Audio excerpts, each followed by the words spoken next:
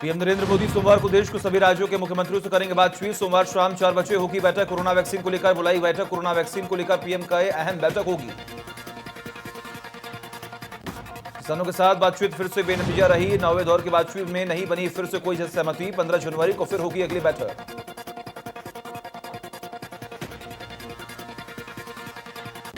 नोएडा के सेक्टर 16 स्थित एनटीपीसी के कार्यालय पर प्रदेश के ऊर्जा मंत्री श्रीकांत शर्मा अभियंता संघ के कार्यक्रम में पहुंचे। इस दौरान मंत्री ने कहा, उपभोक्ता देवो भव की नीति पर हमारा मंत्रालय कार्य कर रहा है। सरकार जातिवाद खत्म करने के लिए गाड़ियों पर जाति सूचक शब्द लिखवाने पर सीज करने का फरमान जारी कर चुकी है, लेकिन शहीदों की शहादत पर सरकार और विपक्ष राजनीति पर उतर आए हैं। बसपा के प्रदेश सचिव विनोद पांडे ने आरोप लगाया है कि सुधाकर सिंह को शहीद का दर्जा सरकार न देते हुए 50,000 की सहायता और एक नौकरी दी।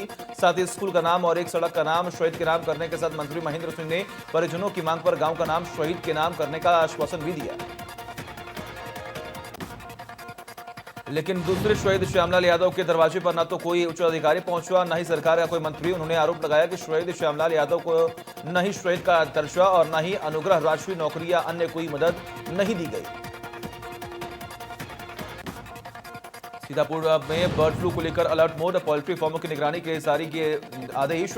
बीमारी को लेकर सतर्कता बरतने की सलाह। पक्षियों से दूरी बनाकर रखने के निर्देश। जिले की हर तहसील पर रैपिड रिस्पांस टीम का गठन। महोबा में खनन के दौरान पहाड़ पर हादसा। पत्थर गिरने से एक मजदूर की मौत। हादसे में एक मजदूर गंभीर रूप से घायल। ग्रेनाइट खदान में काम करते समय हुआ हादसा। मेरठ में पुलिस ने शराब के नाम पर मौत का तोहफा तैयार करने वाले गिरोह का पर्दाफाश कर दिया। इस गिरोह के लोग ब्रांडेड बोतलों में नकली शराब भरकर बेच रहे थे। मेरठ के थाना जवानी पुलिस ने इस गिरोह के 5 आरोपियों को भी गिरफ्तार कर लिया।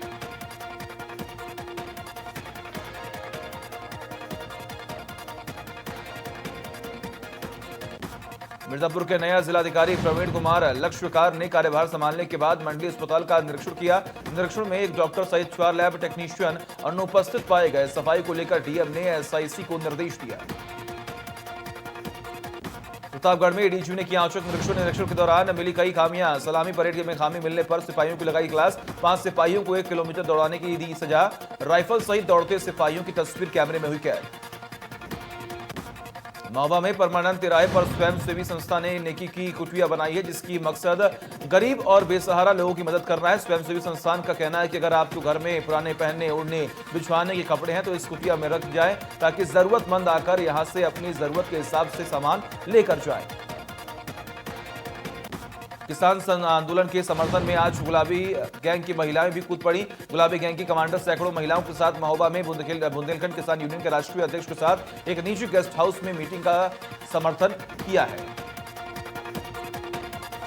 छात्रवृत्ति के अभाव में अनुसूचित जाति के छात्रों को अब अपनी पढ़ाई बीच में नहीं छोड़नी पड़ेगी, क्योंकि इसके लिए भारत सरकार ने अनुसूचित जाति वर्ग के उच्च शिक्षा प्राप्त करने वाले छात्रों को मिलने वाली छात्रवृत्ति के लिए 59,000 करोड़ रुपए का बजट पास किया है,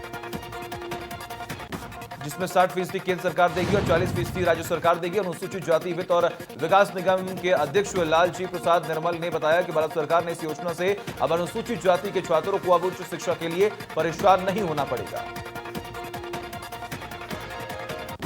लगातार बढ़ रही शीतलहर के चलते लखनऊ के मोहनलालगंज तहसील प्रशासन और कानून मंत्री ब्रजेश पाठक ने समारोह के दौरान गरीब और बेसहारों को कंबल वितरित किया। कंबल वितरण के दौरान लोगों की जहां काफी भीड़ उमड़ पड़ी। मिर्जापुर वेब सीरीज के खिलाफ एसपी से की गई शिकायत। वरिष्ठ पत्रकार और लेखक अरविंद चतुर्वेदी ने की शिकायत। कहा कि मिर्जापुर वेब सीरीज का नाम तुरंत बदला जाए।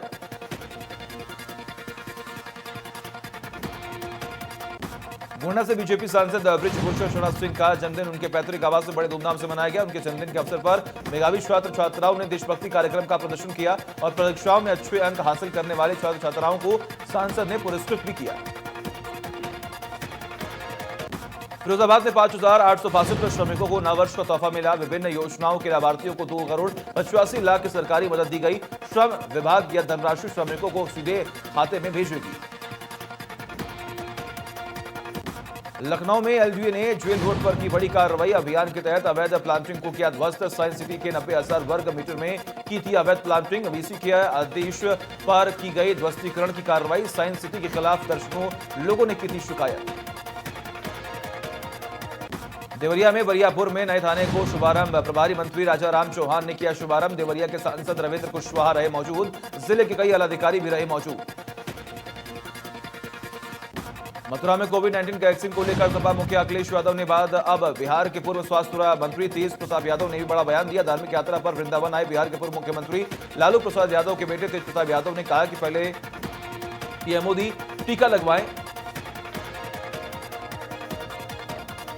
कानपुर में किसान ने अपने धान को किया आग के हवाले। 50 क्विंटल धान को किया आग के हवाले। 10 दिन में नहीं तोड़ा गया था किसान का धान। 28 दिसंबर को धान केंद्र पर लेकर आया था। धान केंद्र कर्मचारी 10 दिन से कर रहा था आनाकानी। मुरादाबाद में भीमराव अंबेडकर पुलिस अकेडमी में दीक्षांत परेड का आयोजन किया गया, जिसमें पुलिस विभाग को 218 सब इंस्पेक्टर मिले। साल भर के परीक्षण के बाद सभी सब इंस्पेक्टरों को शपथ दिलाई गई। ये सभी कैडेट्स मृतक आश्रित कोटे से हैं।